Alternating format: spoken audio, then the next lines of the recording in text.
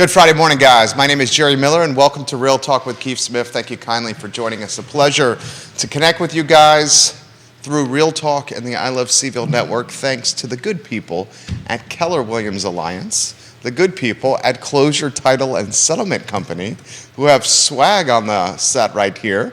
Quinton Beckham is in the house. He is an inner circle friend, an all-around A-plus guy, and someone who has a lot to say about a lot of things. So he is a talk show host's dream in a lot of ways, because I don't have to pull things out of him. Not saying I have to with other folks, but perhaps I do. Judah Wickower is our director. This show is dynamic, where you, the viewer and listener, can offer perspective and ask questions and shape where the show goes. So join us with the discussion and share some thoughts and perspective in the feed. Judah Wickower is A-plus people as well. If you could go to the studio camera, and then we'll get Quinton Beckham in the house on a Friday morning. My friend, good morning. Good morning. How are you? I'm great. It's 2023. I know. How was your holiday? It was good. I got sick, as did most everybody. So had 4 or 5 days sort of being a couch potato and doing very little. How did you manage the sickness? You know, it manages you. You get tired, you fall asleep, you wake up, you do some things, you lay back on the sofa thinking, I'm just going to watch a little TV. And then you wake up and it's 2 p.m. and you're like, wow, I guess I should do dishes or laundry or something. Is Quinton Beckham binging any kind of shows that we should know about? Oh, gosh. So there's actually 2 shows I watch when I'm sick. Okay. And I watch them repetitively because I can fall asleep and wake up and know exactly where I'm at. Okay. And it's the entire Planet Earth series. Okay. Because I think it's fun to see the animals in all the different places. And way back in time, there was a Science Channel show called How It's Made. Okay. Because it helps me increase my knowledge of useless trivia that I can then pull out at a moment's notice. Will we see any of that useless trivia today on the talk show? You never know. Let's hope it's not all useless. But yeah, you might. Kevin Yancey says good morning to Quinton Beckham. Questions, as I've said, have come in prior to the show. Lisa Costello, welcome to the program. Lisa, we very much appreciate the support and the kind words you offer us on social media. All right, the first question that came in before the program even started was on inventory and how do we get more of it. So why don't we start with that one, and then we can springboard into any other discussion. Inventory is low. Inventory is low, and if you're saying how do we get more of it in terms of short term, we're already seeing some come on the market. Inventory is growing, although that's more a result of an increased days on market, taking longer to sell. And you'll see our usual spring uptick in whatever fashion it's going to be this year. In terms of how we fix inventory, we need more construction. I know that sounds like I've been trumpeting that horn for 2 years, and that's only because it's been right and true for 2 years. And even before then, if you think back to when the market crashed, which is not what's happening now, but when you think back to when the market crashed, there was so much excess stock. There was a lot of homes that went into foreclosure. There were a lot of homes that got purchased as bad investments that never were occupied. And that made a glut of inventory. And that's when we saw that 24% price correction from back then. That's not going to happen now. So if you're thinking we're going to get inventory from changing economics or the recession, probably not to the degree that you believe you're going to get. If you go back in time, about 35% of all of the mortgages back when the market crashed were adjustable rate mortgages, so they were particularly susceptible to changes in the Fed rate and in the overall economics. And today that number is only 10%. In addition, we just got a really good jobs report, much to everybody's chagrin. They kind of was hoping it was not as good as they thought it was. We actually want people to get laid off. Well, we don't personally. The Fed does. The Fed actually would like to see that come down a little bit. Yeah. But it's staying nice and steady and even. And so if you think about what's coming ahead, we still have increases in wages. There were a lot of new increases in minimum wage that just went into effect. And so you're seeing more income in the middle and lower income brackets, which is good.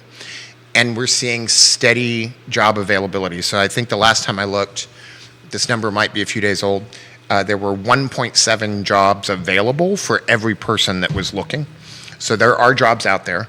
And although we are seeing layoffs happen, they're happening in companies that never had the pandemic layoffs or maybe had pandemic hiring versus job growth, which is still happening in all of the places that saw a lot of job loss.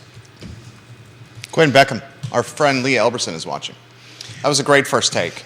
Lee Elberson has this to say. And oftentimes, Lee Elberson is joining us in studio when QB is here as well. He says he's tremendously bummed not to be in studio with QB and me this morning, but he's going to be tuning in. And he said, I remember how it's made. I love that show. Oh, I'll ask a trivia question for Quinton regarding how it's made here very shortly. So why don't we give our friend Lee Elberson some props? So I did ask Lee if he could join me today. I did ask him at the 11th hour because honestly, time just got away from me, and I was like, oh, I'm supposed to be on the show tomorrow. I wonder if I could have company. And did he have something going on? Maybe a tutoring session with Claiborne Education? You know, apparently he has a job. He has a job? He has a job other than just satisfying my needs for poker and drinking buddies and that sort of thing. And really importantly is he's researching cars. Oh, I didn't know that. And I'm sorry if I'm talking out of school, Lee. He's researching cars, and we may go drive some cars together this weekend. Lee Elberson, is it going to be a new Jeep? I don't know what it's going to be. I think there's... Because he's a Jeep guy. It would not surprise me if there is the car that he wants and that is different from the car Alex wants. Okay, so Alex is getting what she wants then. That's Lee's beautiful wife. Well, okay, all right. Lee, join us in the conversation, my friend. Vanessa Parkhill, the Queen of Earlysville, is watching. Joyce Parks finds you absolutely hilarious and gave you the laugh emoji right there. Bill McChesney, the mayor of McIntyre, tuning into the program. All right, we'll ask this question for you. How do you characterize the economy right now? Complicated. Okay. I respect that. You know, typically speaking, when we've seen recessions, they have hit middle and lower income families harder than they've hit the upper 20% of the income bracket.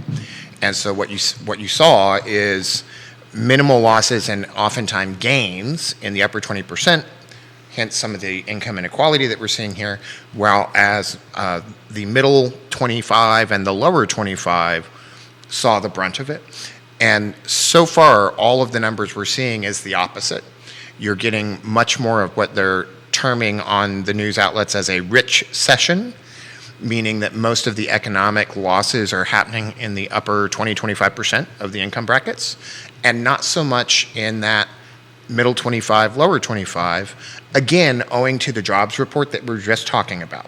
So if you read the news about all the layoffs and you think, oh my gosh, there's a ton of layoffs, there's some layoffs, yes, but these are also in the $175,000 to $250,000 income bracket.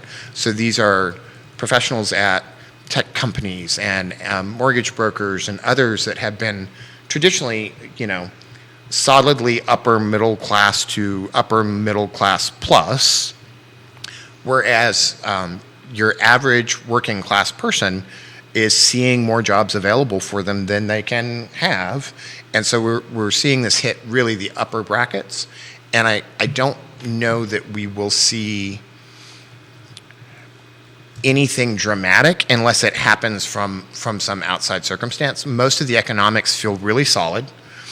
I think we will probably get told at some point that we've been in a recession for a while, and they'll look in the rearview mirror and say, oh yeah, that was the recession. But we have a lot of positives happening in the global economic market that we should see, impacting us here locally. And we've got good stuff happening locally as well. I don't quite know how all of the localities have decided to spend their excess budgets yet. I'm still pondering that. I have a lot of my own opinions on it. Well, I was going to ask you of your opinion. Charlottesville City in particular, what is it, roughly $28 million ballpark of surplus funds? It is. That's a boatload. We're talking over 10% of the budget here. It is. Total budget. It is. And when you think of particularly households that are in that middle to lower income bracket that have been hit with taxes, there's a big opportunity. There's also probably a need to use some of that money to accelerate filling open positions in the city employment structure. We have a lot of openings that are stalling other good things that are happening. Maybe some hiring bonuses are in order to attract that talent. We are still in a job market where there is competition for good employees, and so if we could maybe ease some of the burden of people moving into the new year, as well as fill some of these open slots so that, I don't know, we have inspectors to get certificates of occupancy for home construction and all of the people that make the city run. Those might be good things. I'm sure Brian Pinkston has a plan for some of this. I know one of his goals in the coming year is to focus on budget and the open positions. I have not paid attention to what other people are saying. I just happen to know Brian from a long time ago, and so I have seen some of his commentary online. You are bringing your A-plus game. I'm completely unprepared. I was Doesn't running look late like this it. morning. I walked in 10 minutes before this started. I am having coffee out of my closure, title, and settlement. Excellent. Look at that. Excellent thermos. The here. man is a professional broadcaster It with the keeps- partner name drop right there. Isn't that amazing? It keeps hot things hot and cold things cold, but how does it know? This is so good here. All right, Bill, we'll get to your comments here. Grayson, we'll get to your comments as well. I got a follow-up for Quinton Beckham. The trivia question has just come in via LinkedIn from Lee Elberson, which I'll get to in a matter of moments here. The show is in fuego right now. How do you characterize the economy locally? You gave us a macro national analysis. How about in Charlottesville and Central Virginia?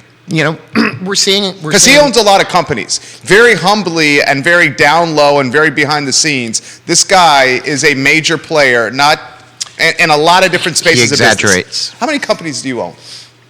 He exaggerates. I'm not exaggerating. I really do know this. So I think what we're seeing here is sort of the yin and yang. So we still have some issues to deal with, but we've had a lot of return to retail growth. We're having people going to restaurants again. Those restaurants and those stores are hiring and seeking to hire. We're still seeing small businesses go out of business, but the pace has slowed down, and a lot of the tried and true ones are seeing a pickup and a return to a more normal sort of retail experience.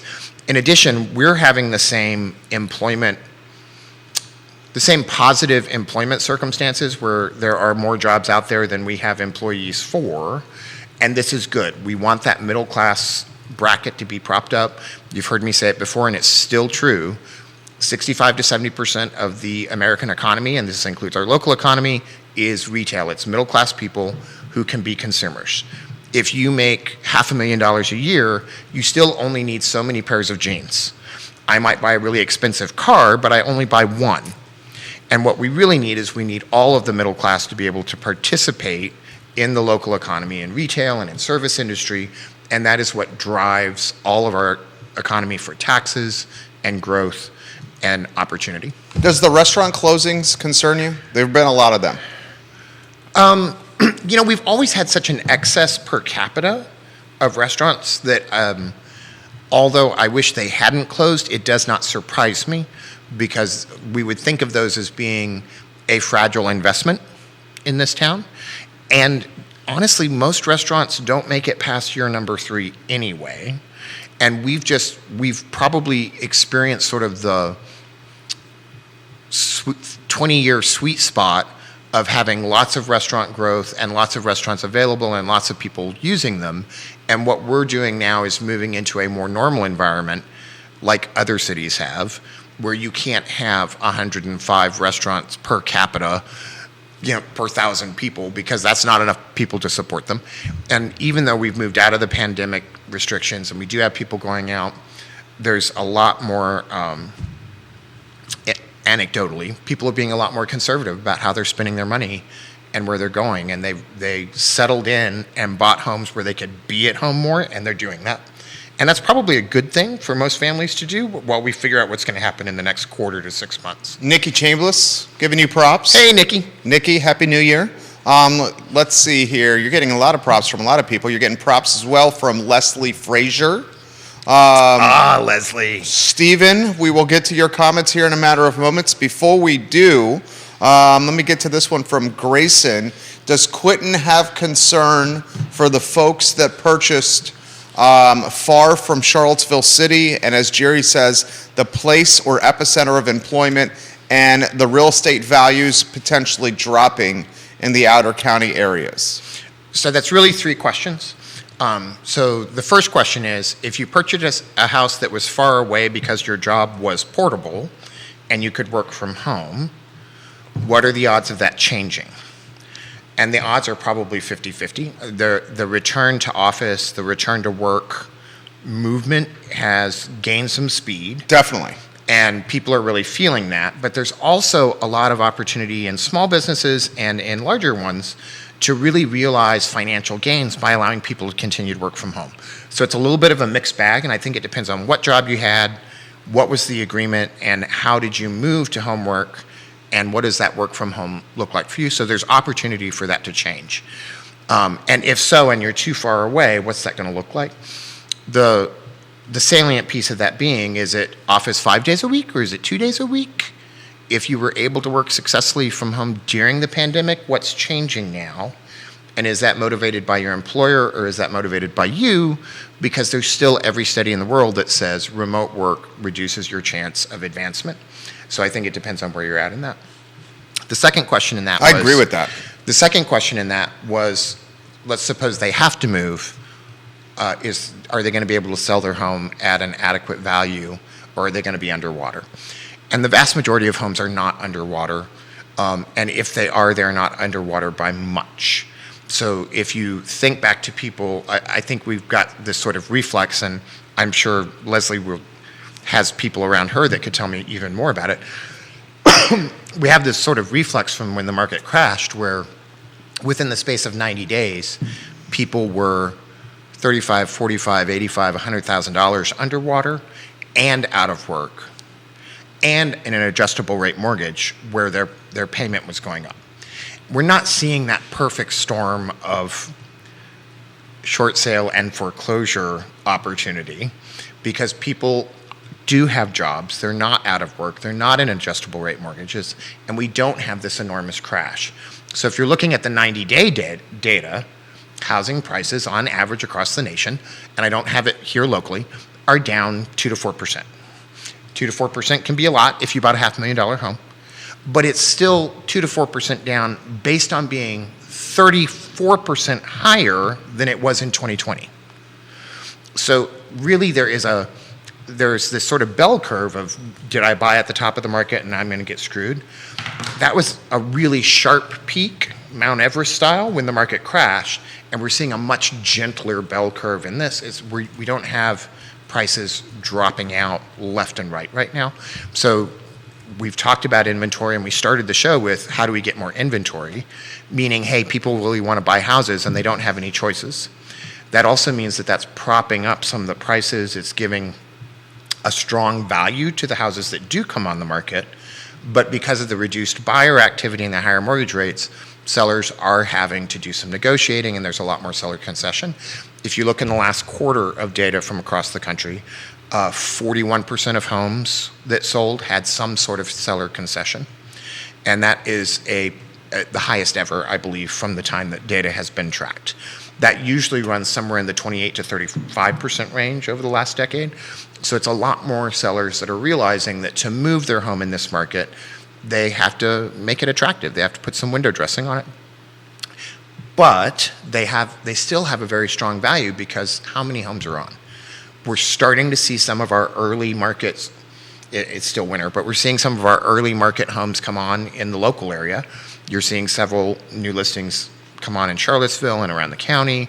Good, solid listings that are not enormously expensive in comparison to what we've been through the last 2 years.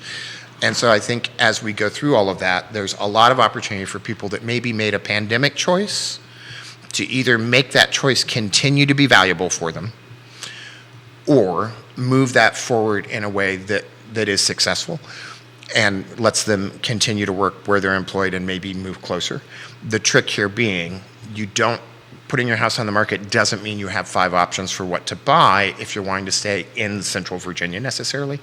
And so if you have moved out of town and you're experiencing problems, find a trusted real estate agent and a counselor, and let's talk through that. Let's give Neil Williamson some props. The president of the Free Enterprise Forum, watching the program here. I do love me some Neil. So do I. If I'm going to belly up to a bar, I'd like Beckham on one side and Williamson on the other side over there, and the conversation would be free-flowing. Jason Howard, we'll get to your question here on leases, and it's a good one because this man does a lot of commercial and business brokerage and he's a well-connected individual. Before we get to this question, Jason Howard, I have a question for the benevolent dictator himself. Has it shifted yet to a buyer's market? No. So we're not in a shift yet? No. Is it a balanced market, or is it still a seller's market? But remember, when you're a small orphan child living on the street, even a bad foster home feels good. And so, you know, the pendulum is swinging back towards the middle, but it's not there yet. So it's a seller's market? It is still a seller's market. Wow, okay. But all of the economics are changing, and I think some of the old ways that we think about it and the old terms that we use are not effective anymore. Okay. Because they're too What's that mean? It means we've bumped the Fed rate by a lot in a short period of time, and we still have a strong jobs report. That lever is not working as predicted. So we're still seeing consumers spend money. And yes, some of that is from savings, but it hasn't backed off. And the whole point of what the Fed was doing was to pump the brakes, slow down the spending, which should, in theory, slow down the number of jobs available, which should, in theory, slow down the wage increases and cool the economy. And none of that's happened. And so I think using that as a bellwether, some of those same things apply to the housing market we're in. So we used to say 6 months of inventory was the balance between buyers and sellers, but that 6 months was based on a consistent number of buyers being out there, and maybe 6 months isn't the line anymore. Maybe it's 3 months, maybe it's 4 months, maybe it depends on a price point, maybe it depends on the kind of house that you're selling. So it is still a seller's market in terms of the fact that there are not enough homes on the market to really overwhelm the number of buyers that are out there. Think of it like the jobs report. 1.7 jobs per person looking for work. Maybe there's 1.7 buyers per house on the market, 2 buyers per house. And that is more telling for what kind of deal you're going to get than this months of inventory equation. Eventually the months of inventory will catch up, but if you're talking and needing to sell a house in the next 6 months, it may not get there to where your reality is matching the numbers. So I would encourage people to not think that that's the end all be all. On the other hand, sellers that need to sell, and they need a place to go, and they need some flexibility with that, and that's going to cost them some money. What's good for sellers right now, and the reason I'm saying it's still a seller's market, being a seller's market doesn't mean the buyer has to lose. Being a seller's market means sellers can get what they need to move on to the next place without losing their shirt, or living in a hotel, or otherwise experiencing, enforced van life for a month. So if you are a seller now, because you're still on the tail end of that 30% increase from 2 years ago, because you probably didn't buy last year and are turning around and looking to buy unless you've got circumstances that are forcing you, you're still on the tail end of this 30% increase. So you have opportunities to offer concessions that will attract the buyers because you don't have many of them, make the house look great, and really move forward in a way that still gets you most of that increase, still provides you some flexibility to get from point A to point B and where you need to be, and remove some of the uncertainty. That's a seller's market. It's also a better buyer's market because they're now in the same position of being able to get what they need in order to make that sale happen. And that could be a 2-1 buy down that we've talked about. It could be paying points. It could be having seller concessions that are making repairs to a house that would otherwise not be able to be done because you're spending all your cash on a down payment. So there's a lot of opportunity out there. And don't forget that there's still a portion of the population out there that doesn't need a mortgage to buy a house. And so there's going to be some of those as well. The mayor of McIntyre, a little bit more bearish on the local economy. He says this: the recent loss of local mid-jobs and food service employment is a good indication of a recession in Central Virginia. He's likely highlighting the 206 jobs that are lost at Custom Inc. with the closure of that production facility. And with the food service employment, he's highlighting the Piedmont on Pantops, which is shut down. A lot of the Champion Hospitality Group brands have shut down. Our friend Curtis Shaver, his restaurant Peloton Station is shut down. So he is a little bit more bearish on the local outlook for the economy. Your thoughts on that? And then we'll go Jason Howard next, and then a trivia question from Lee Elberson on deck.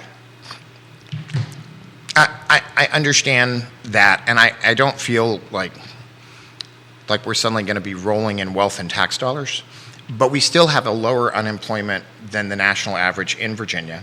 It's true. And Charlottesville has a lower unemployment than the surrounding counties inside of Virginia.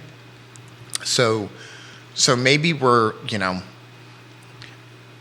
maybe it's still a matter of, what's the least worst food available, or what's the least worst scenario. In the terms of how the overall economy looks, doing well often means doing better than the next guy.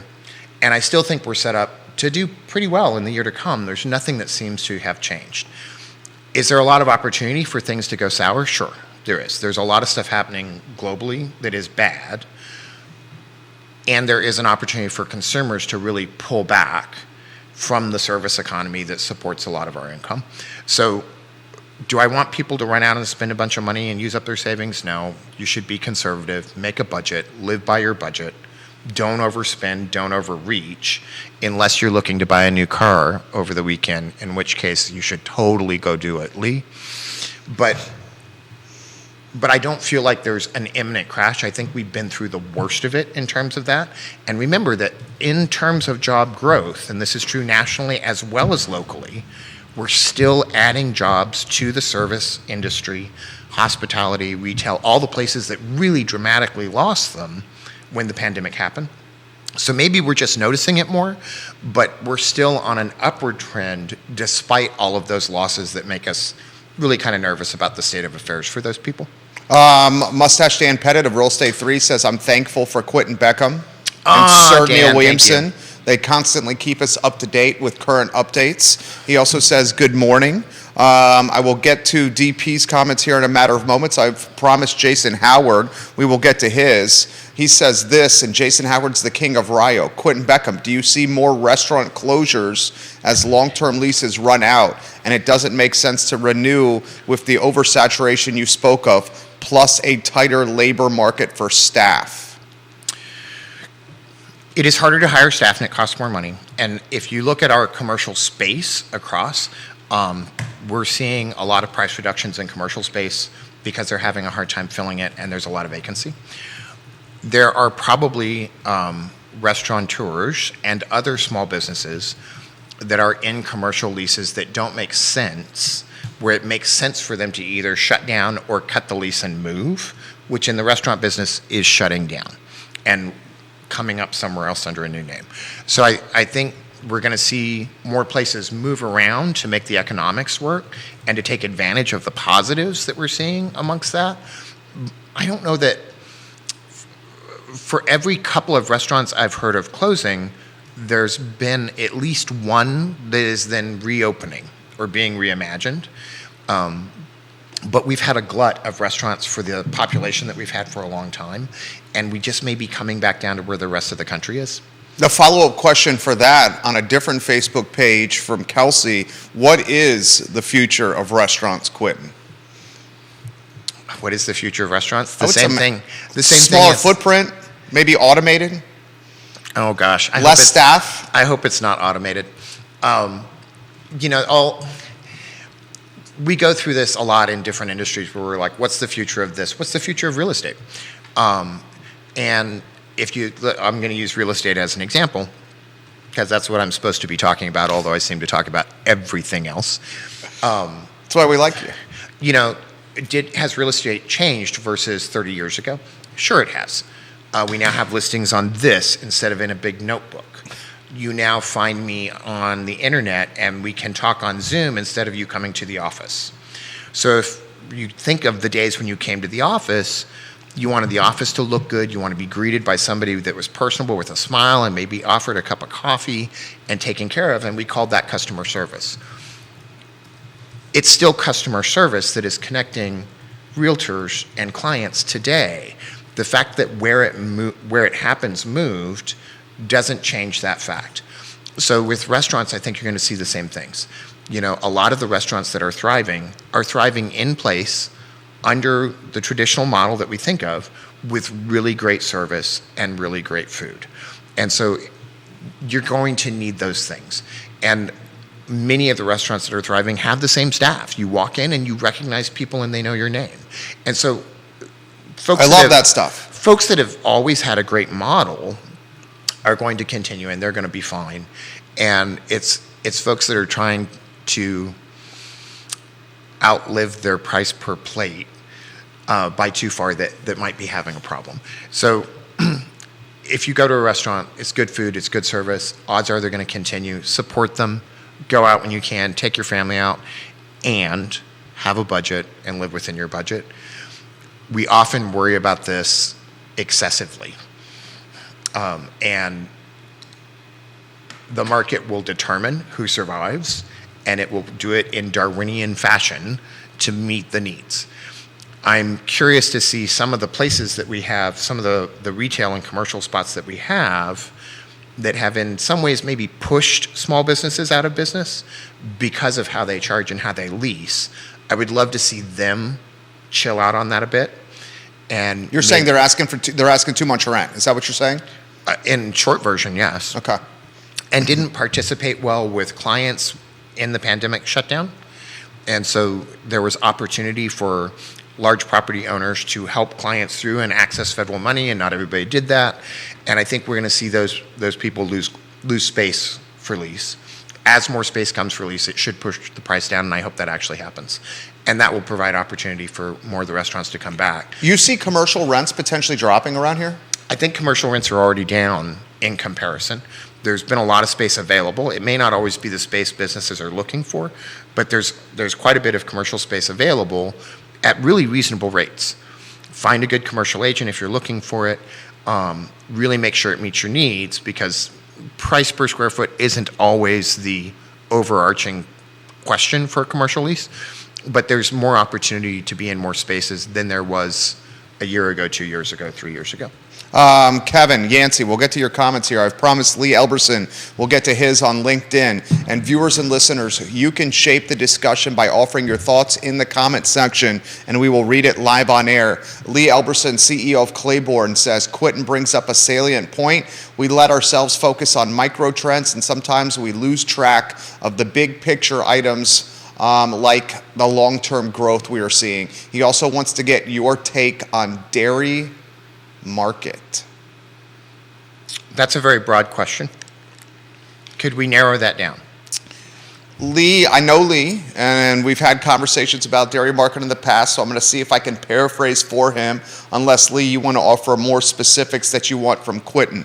Here's essentially what he is asking, I believe.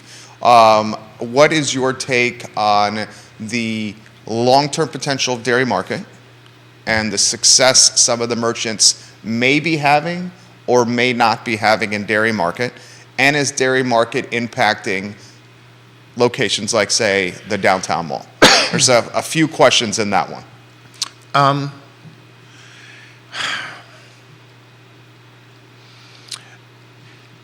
Dairy market has really great potential for a particular niche.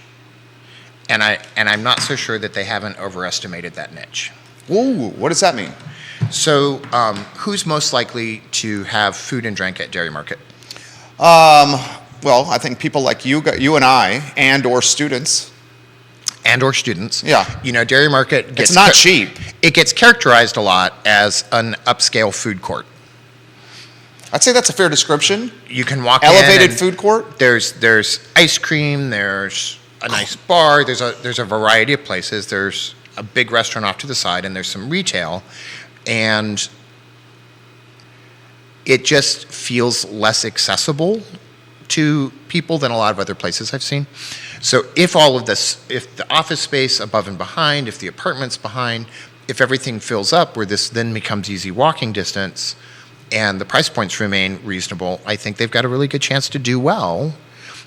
They had the misfortune of having the worst timing in terms of opening right at for COVID. What happened economically. And so I don't know that anybody really knows what dairy market can and can't do. And we may be figuring that out over the next year. I think you've touched on this. He says, what does Quinton think Dairy Market's restaurant vendors will look like in the next year? And we will stipulate this. Both QB and I patronize Dairy Market. We enjoy the cocktails at the Milkman Bar. I love the beer at Star Hill. I love Dino.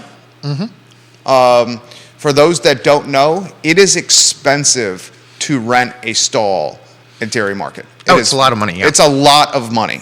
What do you think the vendors will look like in the next year at DM from Elberson?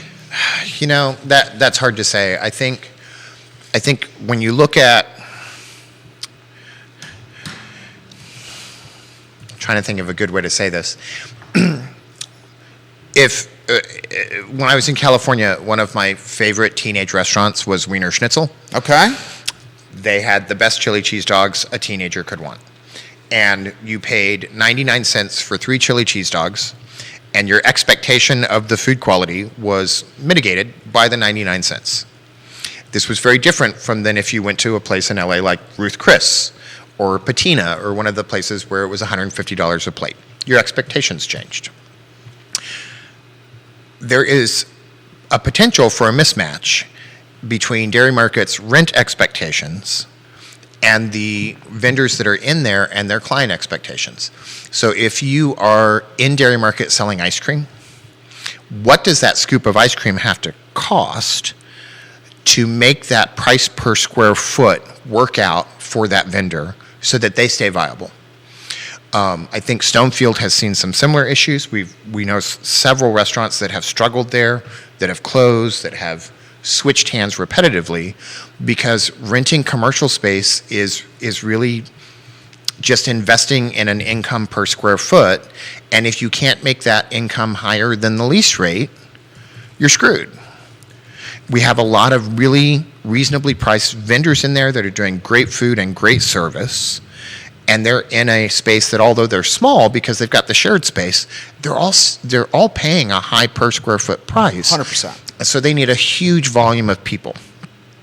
And I think the biggest trick with Dairy Market is getting that volume moving through that middle space every day, day in and day out, and month by month. And I'm sure Angelique and some others that are in there would give you a better perspective on this, on what needs to happen for them for that to be viable, because otherwise they have to raise their price. And you know, we're still adjusting to restaurants needing to pay more because they're having to take better care of their folks, because minimum wage has gone up, and because their needs post-pandemic and during the pandemic got raised as well. So if we're not willing to do that, that's going to become a challenge for a lot of folks that are in the dairy market model. And if we're not willing to do that and the volume doesn't pick up, that's going to be a challenge as well. If you move enough people through that space every day that buy lunch and dinner, they'll be fine. I don't see that many people in there when I've been in there. I agree. And so I agree. I think that is one of Dairy Market's challenges. It's not really the vendors, it's not the food, it's not the quality, and it's not the price. It's the sheer volume of customers that are moving through. That's a great take. Beckham's on fire today. Give Beckham some props. Neil Williamson says this. Rents declining at fastest monthly pace in 7 years, and a new article from the National Apartment Association, which references Zillow's observed rent index. The team in Arlington details a historic cooling of rents on a monthly basis. The decline hits more affluent rental markets like San Diego and New York City most potently, but this is important data to note as the supply shortage in rental housing has been putting more and more pressure on rents nationwide over the course of the past 2 years. Residential rents and commercial rents declining. What does that indicate to you as a KPI, Quinton Beckham? I mean, what did we expect? House prices are coming down as well. And remember, everything's about supply and demand. If you price yourself so high that nobody can afford you, you fail. You know, one of my favorite lines when I'm trying to talk to agents about dealing and working well with their sellers is, a house that doesn't sell is worth nothing. You have to price appropriately for the market that you're in, and that includes retail, it includes commercial, it includes industrial, it includes residential. We all have to price appropriately for the economy that we're in. And I think we're just having a hard time deciding what that is because the economy has changed so dramatically and so quickly. And we keep trying to relate it to things from our past, but this is something new. And so we're having to price things month by month and in 6-month increments. If you met with an agent and they gave you a price for your house to sell 60 days ago, that's probably not the right price right now. And you're going to have to go through it again and get the new price, which could be higher, could be lower, depends on your individual circumstances. It's changing very, very quickly. And so I would encourage people to resist the generalizations that sort of make their decision for a year. Lower those time frames. Look, you want to plan far ahead, but when you're making decisions, look in the short term about what's happening right around because there's a lot of opportunity there.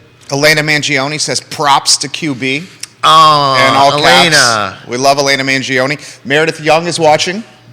Hey, Meredith. Meredith, one of Keller Williams Alliance's finest realtors. She's amazing. She says, young families go to Dairy Market. We love taking our family there for pizza, brews, conversation, and ice cream. It's an easy weekend night out. We do very similar adventures as well with our boys, Meredith. I concur that that's a fantastic place for families. Kevin Yancey, King of Waynesboro, says, as Zip at Vivace told me years ago, you have to make your place a destination. You do not see Aberdeen Barn struggling, and you do not see Tip Top struggling. They are destination restaurants. We appreciate that from Kevin Yancey. This has come in from Ray Cadell, another fantastic agent. Ray. He says, my office staff and I have lunch takeout 4 times a week minimum. Dairy Market is just not worth it to us with the parking and the hassle that comes with it. Maybe a takeout only parking situation would help. It's popped up during COVID, particularly on 29 North. The parking takeout. Yeah, I agree with Ray. Go ahead. If you're going to park there and you're paying for parking, The first hour is free. If you do it at Dairy Market, the first hour is free. correct. By the time you go in, order, eat, and come out, is it going to be an hour? It's going to be more than an hour. Okay. You're probably looking at, what would you say? If you're Unless having lunch, unless you're walking in, picking up a bag, and walking away. yeah, probably looking at 90 minutes if you're having a sandwich, a lunch there. I do believe they have the curbside pickup. They do. But that's still a bit from the door. Yeah. And the way the street is structured, it's not hugely convenient. Although it's possible, and none of that is Dairy Market's fault. No. I still go back to, you're renting the square footage, and you've got to be making more money than what that rent is. You've got to be making enough money to pay staff. You've got to be making enough money to buy increasingly expensive food. It needs a high volume flowing through it to support the number of businesses that are in there that are really service industry businesses, and these services have taken a big hit. I agree with a lot of stuff we're seeing online. It has to be a destination. There has to be a thing that brings you back other than just the food.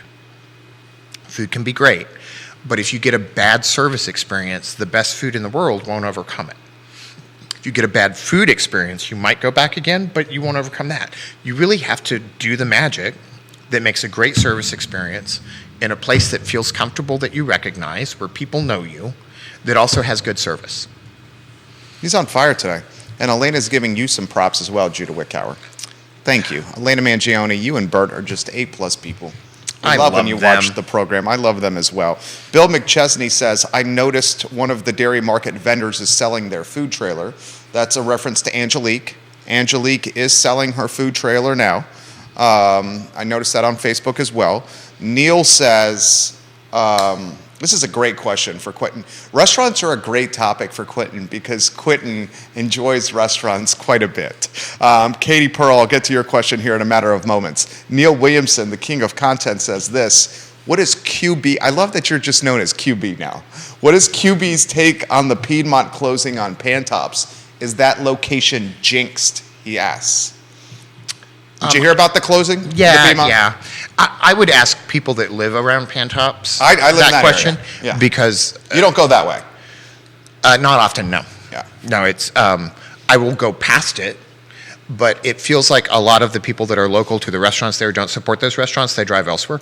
That's Judah's point. And so, ask people in those neighborhoods. I also think there's a mismatch from some of the housing that's close by and the restaurants that exist, and so that demographic may be worth looking at to What make does that sure. mean?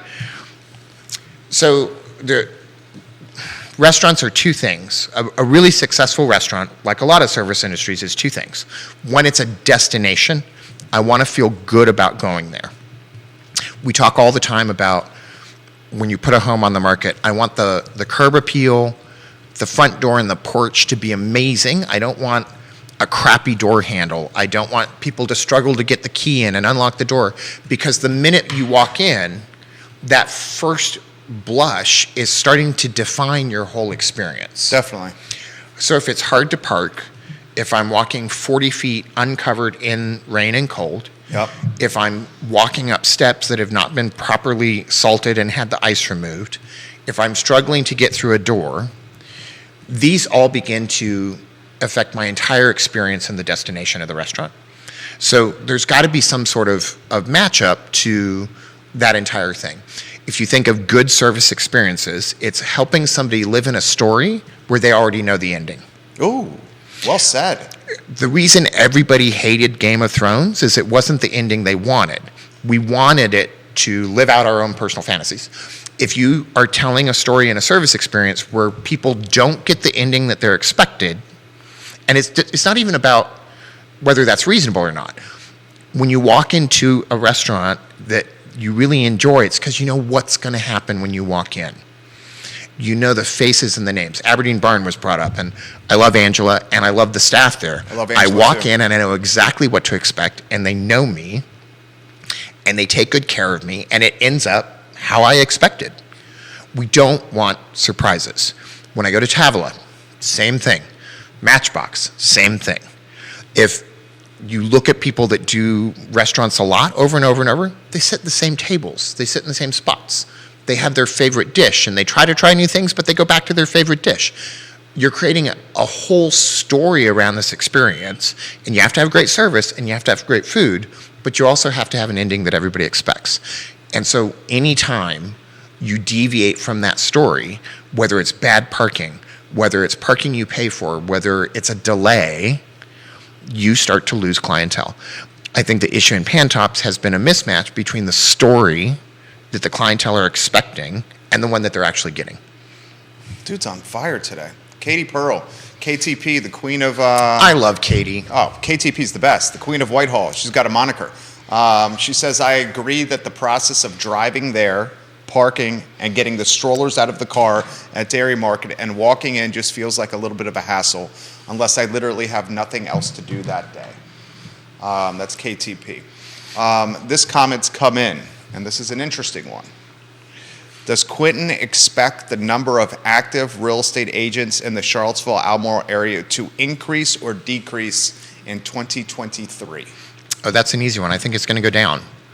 I think across the country it's going to go down, and I think in Virginia it's going to go down, and in Charlottesville it's going to go down, much as the way when the market was accelerating, I would have told you it was going to go up.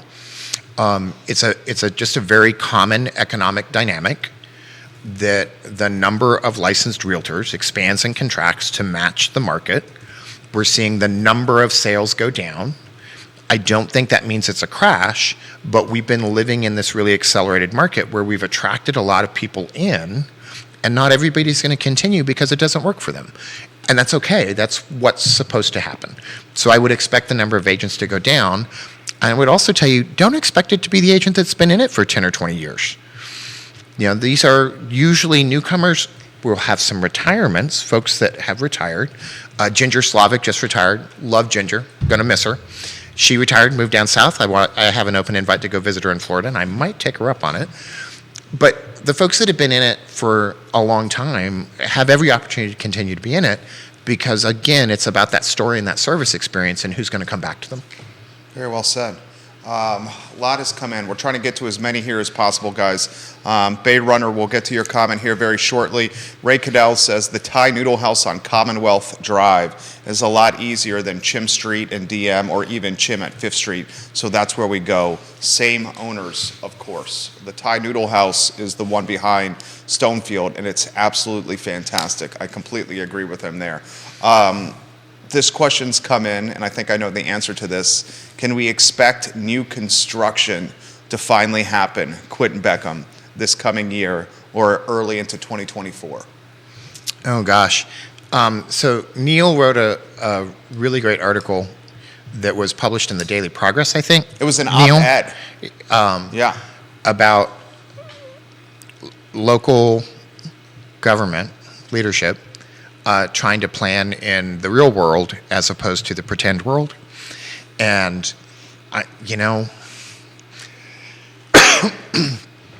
it depends on so many things. But the first thing it depends on is, do we make it possible? If you want to have a really great show, you have to have a stage, and somebody's got to set the stage. And right now we have a very small stage that's not set very well. And so if we could have a bigger stage that was set better, you would have more opportunity for developers and private investment to come in and create the construction for new homes that we all really need. And right now, that's just not a stage that's set very well. It may not be the fault of the people that are currently in those elected positions, but it's still their responsibility to try and fix it. And zoning, the amount of land set aside for development, and the spaces set aside for development are a big deal. And right now, they're pretty bad. And if we're worried more about restaurants than we are about that, we're worried about the wrong things. Neil just shared the content you're referencing in the comment section of my personal Facebook page with the hashtag content slinger. So if you would like to read what Quinton Beckham is highlighting, you could have read it in the Daily Progress as an op-ed or on the Free Enterprise Forum website, courtesy of the king of content himself, Neil Williamson. And the stage, the metaphorical stage Quinton Beckham is referencing, is the development area in Albemarle County and how it's restricted to 5% of Albemarle for commercial and residential development. Neil Williamson, to paraphrase him, has asked for that development area to expand to a larger percentage of Albemarle, Quinton. He has. And also, when you look at the development area and people are saying, well, it's not full up yet. Well, yeah, because only the really crappy lots are left. So, you can only give starving people tree bark so often before they start spitting it out. And this is our real estate development reality. And so as hungry as we are for development, there is still this floor limit where it is no longer feasible, attractive, or in any way economically viable to develop. So it does me no good for people to point at 5 acres and say, well, look at this empty 5 acres. Well, yeah, and it's in a flood zone, and there's no utilities run to it, and it has, 600 feet of difference between this side of the lot and the next side of the lot, along with a gully, and it's over granite where we can't drill a well. So don't tell me that's 5% of development land that people are just ignoring because they want to be somewhere else. It's not developable. Is that even a word, Neil? No, I think that is a word. That is a tough word to say, though. I'm going to need more coffee. The development potential is The not development there. potential is low. Yeah, it's low. Or absent. And we've done a lot of work to increase density in the land that did make sense. And I feel like we're in this Mexican standoff of, I don't want more density and I won't give up more land. You got to do one or the other. We've got to do one or the other. Or we have to just relegate ourselves to the fact that Charlottesville and the surrounding areas are going to become increasingly more expensive and push out the people who, unlike our pretend idea of the person that moved because they had a remote work job, the people that really need the low housing prices the most are the ones that can't work remotely. And we're just pushing them farther and farther out, and our local businesses are suffering because of it. You're on fire, dude. This question's coming in two different ways. And Judah, check out that side panel if you can over there on set for us. So Bill McChesney says, how does upzoning relate to the metaphorical stage that Quinton's talking about? Upzoning and the metaphorical stage. Neil then immediately responded and said, does QB believe Charlottesville's zoning ordinance, basically the upzoning, will positively or negatively impact housing affordability? That's an entire show right there. That's an entire show, but the simple answer is anytime you have more doors, it helps affordability. We were talking about this a lot during the pandemic. Even if what you have is more $600,000 condos, that's still a $600,000 buyer that's not pumping up the price of a $300,000 neighborhood by outbidding everybody. So until we get to the point where we're having more doors, it's a chicken and the egg conversation. I know it's often sounds like good politics or interesting news to say all the reasons we can't build, or to say what about this or what about that. And the truth is we're talking about problems that we would be grateful to have. And we just can't even get through the first step of making development possible for the developers that are in town and local business again. We're talking about local businesses again that will help promote the economic growth that we all want to have, that will increase housing affordability that we all want to have. And we're doing this round robin of it's UVA's fault, it's this fault. What about this 5 acres? Well, we need a 3-year planning process. And that's all just pushing a better Charlottesville and a better county further down the line from us. We don't have enough land available for development. We don't have enough doors. And we don't have enough doors with access to where the jobs are. And we got to fix that if we want to really talk about equity and inclusiveness just for our own people, just for the folks that are voting for all of you out there that are local officials. Where are they going to live in a year? The person that voted for you in the city this year, how many of them are going to have to move out and not vote for you the next time it comes because they can't afford to pay the taxes and the rent and to stay in town?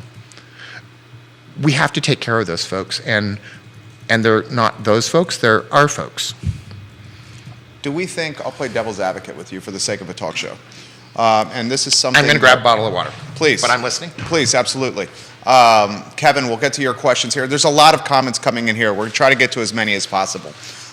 So, Bill, you've probably noticed this. A lot of you guys have noticed this. The homes or the lots that are in high-density potential upzoning areas are trading, or the asking price for these particular properties is quite high. There was one that we highlighted most recently, and I'll see if I can find it from a previous show. It was dirt, 2 lots next to each other with an asking price of $1.2 million because of the potential of building 26 units of apartments on them. It's just dirt right now. So devil's advocate, sake of a talk show here. Is the upzoning not the foundation for capitalistic speculation and or investing, which is then driving up the cost of comparable real estate around the speculation that's happening? I think a better question is, are our local developers evil and or dumb? And I know many of them, and they're not. They're neither of those things. So getting 26 houses, doors, on a $1.2 million lot is less money per chunk of land than the single-family homes that you have right now. It's a better return on tax revenue for the city, which maybe could result in lower property tax percentages, because we have pretty expensive property tax by and large. It's not horrible, big time, but it's not cheap. We're in the upper echelon there. And the whole time we're having this worrisome conversation, we're not adding doors. And so I just feel like we're being our own worst enemies because we're finding so many excuses instead of just biting the bullet. Let's try it on one piece of land and see what happens. Why don't we just let it happen and let people move in and let the economics of it rule? The developers will not jump into something that's not going to work. Okay. And I would wager you see some small builders that don't survive the next 2 years. I think that's happening now. Because any cost we're worried about for individual buyers, for the developers, it's much greater. No doubt. And then they have to try and pass that on in a market with very few buyers. And I don't think that's going to be an easy reality for them. And, I really want the developers to succeed, not just because I know many of them and I like them and they're good humans, but also because until they do, we're not going to have more housing. We're not going to have more housing. Yeah. And our very first question on the show was, how do we get more houses? The lots I'm mentioning are at 105 and 107 Piedmont Avenue. Less than, it's 0.69 acres. I saw another one that was, it's got a house on it, but it is by rights 6 units instead of a single family, and up to, I want to say 24 with a special use permit, and it's listed for $350. And it's a house you would want to push over. It's a tear down. Yeah, it's a tear down house. Yeah. It's a very reasonable price for the potential of the lot. And we need to start investing in potential because we don't have a lot of it left. We're landlocked and there's not enough dirt left. Yeah. How does it impact though? How would these transactions, if they trade at these price points, impact comps in that respective neighborhood? How would they impact tax assessments and the carrying costs of owning the real estate next to these speculated properties that traded at high dollars? So this is why I have a crystal ball. Oh, can we go to the crystal ball camera, Judah? I have a crystal ball so that you can, I can read exactly what's going to happen. You're looking very sinister with that crystal ball. It does. It feels a little like $6 million. Austin Powers reference. I don't know how every individual lot we were just talking about will play out in the neighborhood because there's a lot of factors to that. What we do know from watching cities across the country that increase density is that the overall municipality income through taxes goes up, traffic congestion goes down, infrastructure becomes cheaper, and the individual per capita tax load remains the same or drops. I have no reason to believe that wouldn't be the same story for us over the long term, but we're never going to know unless we get there. And we're never going to have more doors unless we try. So I feel like a lot of the things that we talk about that stop us is just crap. It's just worrying about things that don't exist yet. Let's worry about traffic after we can house the 45 people that work here in the city, because all the world says, and I grew up in LA where sprawl just created the traffic that is Southern California, the more we spread people out, the worse it is. Because they're still all trying to get into their jobs here, unless they're working remotely. Hopefully that'll help some. And increased density, like should have happened over by Belvedere, actually doesn't increase traffic. It's making people live farther and drive in individually that does. Good stuff from Quinton Beckham today. It also entrenches poverty, but that's a different story and a whole nother show. That's a completely different show. This question's come in for you. Get Quinton's take on the percentage of townhomes that will be built versus detached in 2023 and 2024 due to many factors besides land costs for developers and builders. Say that one more time. The question is this, and Dan is a big townhome proponent. Will we see more townhome new construction because the dirt is getting expensive, cost of goods and labor are expensive to construct houses? Will we see the developers head to a townhome model or townhome-centric model over the next 2 years to create affordability for buyers? I think we've already had developers that have tried to move into mixed density developments where they've got single-family townhomes and condos, and they've been stopped by the local zoning government, the local government zoning and planning commissions and those folks. So yes, I would like to see that, and I think we should see that. It's definitely what we need to help reduce the overall cost, because so much of it, there's a certain portion that's land. Part of why land trust works is because you're taking that cost out of the equation. The same thing is true of higher density builds, townhomes, duplexes, quadplexes, condos. So that is always helpful. There's a reason why apartments are not one little house on a piece of land and then a half an acre away another one. because they need to reduce the price and have some efficiency of scale. That's true for housing as well. If we can have some density, it could help create opportunity for all the folks that are currently shut out of the housing market. Is it going to be a fix that we can accomplish in 1, 2, 3, 4, 5 years? Probably not, because we've had 2 decades of not building enough. But that timer doesn't start until we do. And so the concept that, well, you're going to do this and it's not going to change anything in the next 6 months is a bad argument. Dude, you're killing this. This is one of the best shows the man has ever done here. He says this every time I'm here. He just wants me to come back. I do want him to come He back. has to say nice things. He makes the job of what I have to do quite easy. I'm just the pace setter that keeps the conversation going. But when he's here, I don't really have to work on doing that. All right, so with the sake of time here, how do you look at this, the rest of this year? How do you look at the rest of 2023? You have a lot of folks that count on you as a CEO and owner. I look on it with great hope and opportunity. You know, our industry lived through a phase where even if you weren't very good, you could sell some deals and you could do some real estate. Certainly during COVID, that was the case. Certainly during COVID. Because the opportunity to sort out the wheat from the chaff was not there. There was frenzied. It created a lot of fog.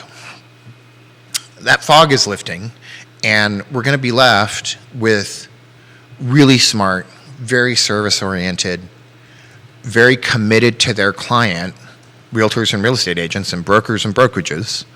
And I think that opportunity to remind people that everybody I know in the local real estate community really cares about their clients and their community. They're not just in it for a paycheck. They're not overcharging. They're working hard, and they're really trying to get their clients from point A to point B while still worrying about their point C and D and E and F.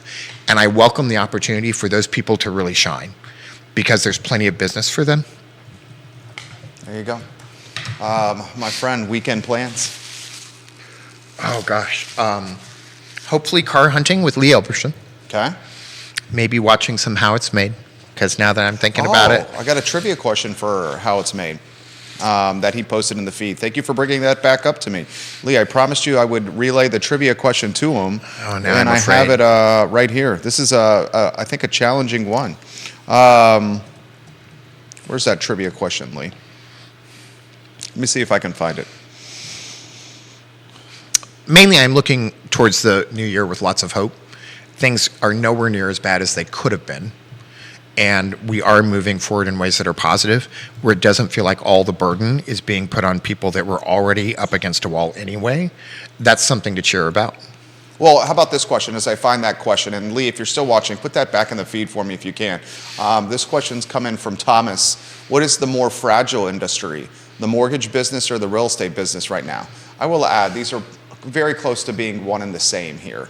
But I think he's basically asking the question, which career path is more fragile right now, mortgage loan officer or real estate agent? I think it's a loaded question and maybe not an exactly fair one. I think that depends on your commitment to it and what your final goals are. You know, there's a lot of ways to argue both sides of that equation, but if you are really committed to your clientele, to being the best, giving professional, focused, knowledgeable service to your clients, and remembering that the job is 80% service, 20% sales, you're gonna be fine. And if you are teachable and coachable, you're gonna be fine faster. If you're none of those things, then I don't know, maybe you should be a sports announcer. I was a sports announcer at one time. Oh, I didn't know that. Really? I was, yeah, out of UVA. That was the first job, was working in sports broadcasting, TV, radio, and print. Now I'm really curious about How It's Made trivia. I can't, there's so many comments on the LinkedIn page, I can't find the question. Gotcha. I really want to ask you that trivia question, but I can't find it. I will ask you the most challenging question I've asked you so far. Quinton Beckham on a Friday night, Aberdeen Barn or Tavila? Oh, it depends on the Friday night.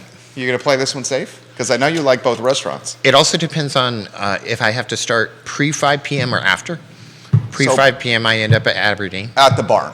Yeah, because Tavila opens at 5, right? Tavla opens at 5. Okay. Also depends on who I'm meeting. If you're with You know. Rachel Burns, you're at the barn. Sometimes, yes. Okay. I haven't seen Rachel Burns in a minute. Rachel, if you're watching the program, props to you and Happy New Year. I enjoy when you come on the talk show. Thank you. It's been a. It flew Wow, by, right? That flew by. It flew by. It flew by. He generally makes this quite easy. Keller Williams Alliance is the firm that you can count on and trust. If you're looking for a container to keep your coffee warm, Closure Title and Settlement Company has not only great swag and merch, but they're a great closing and title and settlement company. Judah Wickhauer is our director. Quinton Beckham, don't be a stranger. I will try not to be. The last time you were on the show, now you were here for our Christmas party, but we didn't get you on air. When was the last time prior to this? It's I don't remember. A few weeks. Around Thanksgiving, Okay. I thought. Yeah. Hasn't need been to- all that long. We need to uptick Quinton Beckham on the talk show more because this was a piece of cake for me. Judah Wickhauer, thank you for adapting on the fly to everything. Quinton Beckham, thank you kindly for joining us. This is Real Talk with Keith Smith, presented by Keller Williams Alliance. All the shows archived at realtalkwithkeithsmith.com. And the I Love CVille show is up in approximately 59 minutes on a Friday. Take care, everyone. Quinton, bravo. Nicely done. I feel like my voice is going out. I'm starting to sound